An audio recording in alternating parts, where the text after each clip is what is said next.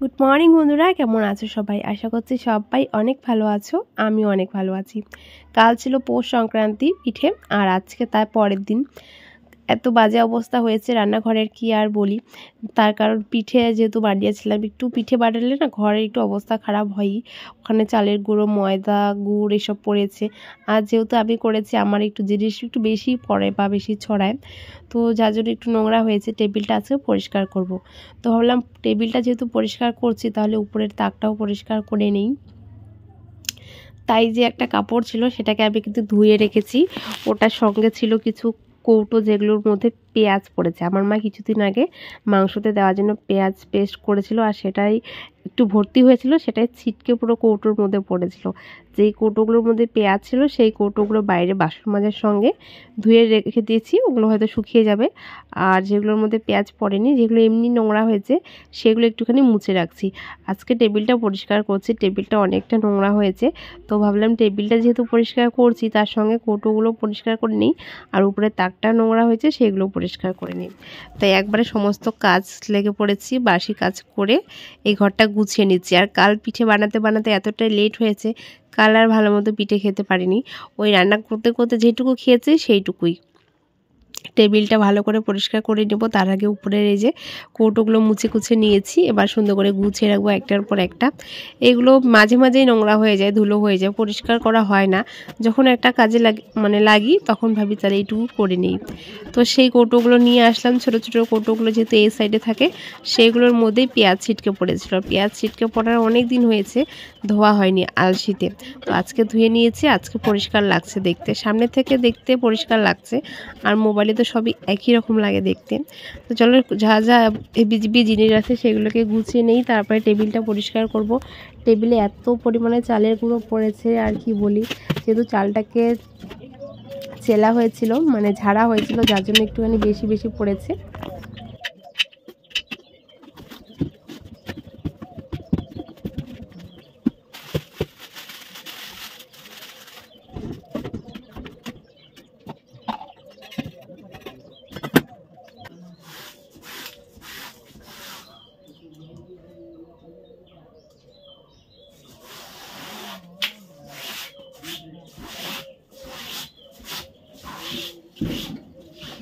টেবিলে সেরকম কিছুই ছিল না, শুধু চালের গুঁড়ো আর আঠা ময়দা যেটা আর কি গোলানো হয়েছে, তারই এক দু ফাঁটা পরে শুকিয়ে গিয়েছিল। একটা ভিজে কাপড় দিয়ে টেবিল কভারটাকে ভালো করে ঘষে ঘষে মুছে কুছে নিচ্ছি। আর টুকিটাকি যা জিনিস ছিল সেগুলো সাইড করে রেখে দিয়েছি। আজ একটু শান্তি করে পিঠে খাবো, তো পিঠে খাওয়ার আগে এই যে কাজগুলো আছে সেগুলো করে নিচ্ছি। আর কিছুটা চাল ছিল, সেটার নিচে বিড়ালগুলো ফেলে দিয়েছে, মানে সেই চালগুলো আর পেস্ট করা হয়নি, গুঁড়ো করা হয়নি, সেই চালগুলো নিচে পড়েছে।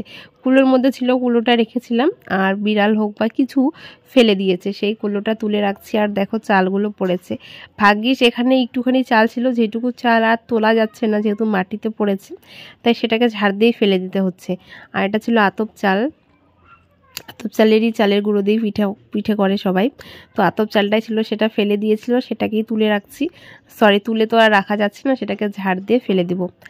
তো ওটাকে ঝাড় দেওয়া ছাড়া উপায় ছিল না, একটা একটা করে তুলতে গেলে আরও অনেকটা সময় লাগতো। আর সে চালটার খাওয়াও যেত না, কারণ একদমই বালু বালু হয়েছে।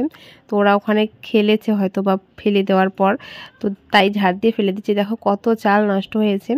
এটা রাতে আমাকে ভালো করে রাখতে হতো, কালকে রাতে এতটাই ক্লান্ত লাগছিল।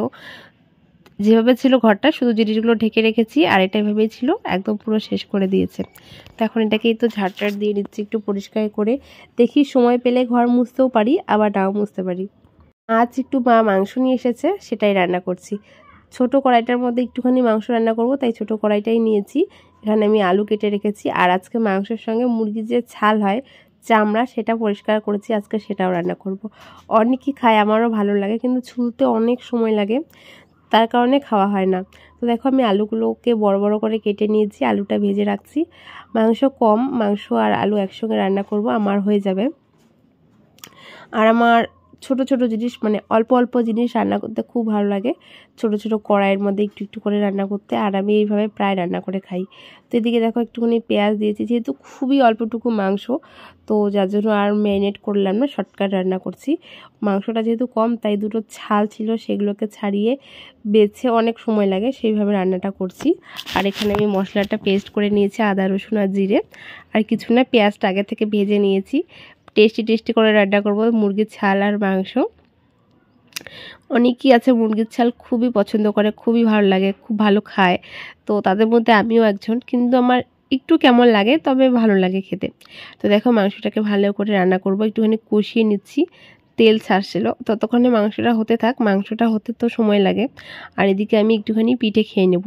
পিঠেটাকে একটুখানি গরম করে নিচ্ছি। দেখো এটা যেহেতু কালকের ছিল রাতে, আজকেও সারাদিন চলে যাবে, তাই গরম করে নিয়েছি। এখন পিঠে খাবো আমি আর মা। এটা ছিল তেলের পিঠে, মালপোয়া পিঠে যেটাকে বলে, সেটা একটুখানি বানিয়েছিল ঠাম্মা, ঠাকুরকে দিয়েছিল, সেটাই খাচ্ছি।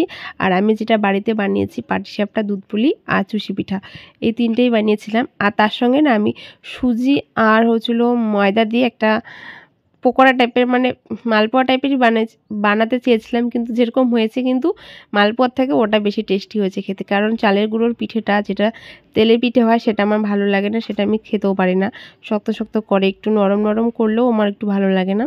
আর এদিকে দেখো দুধ পুলিগুলো এত টেস্টি হয়েছে কি বলবো, আর আমার তো দারুণ লেগেছে। আর এই গোল গোল পিঠেগুলোও ভালো লেগেছে। আর রয়েছিল পাটিসাপটা, তো আজকে ভালো মতো একটু শান্তি করে খেতে পারছিলাম, কালকে আর খেতে পারিনি। একটা কথা ঠিকই বলে যে যেটা সবসময় বানায় তাকে সেটা ভালো লাগে না। যেমনটা কালকে আমি অনেকক্ষণ থেকে পিঠে বানিয়েছি, তাই আমার পরে আর খেতে ইচ্ছে করেনি। আজকে খালি পেট ছিলাম, আজকে একদম পুরো খেতে ইচ্ছে করছিল, আর দেখেও মনে হচ্ছে কখন খাবো। তাই রাতে এসেছিল বড় পিসি, তাই পিসিকে একটু পিঠে খেতে দিচ্ছিলাম। একটুখানি পিঠেটা কম ছিল যেহেতু শেষের দিকে এসেছিল, তবু পিসি বলেছে অনেকগুলো দিয়েছি নাকি খেতে। তো চলো আজকের মতো এখানে শেষ করছি, সবাইকে টাটা।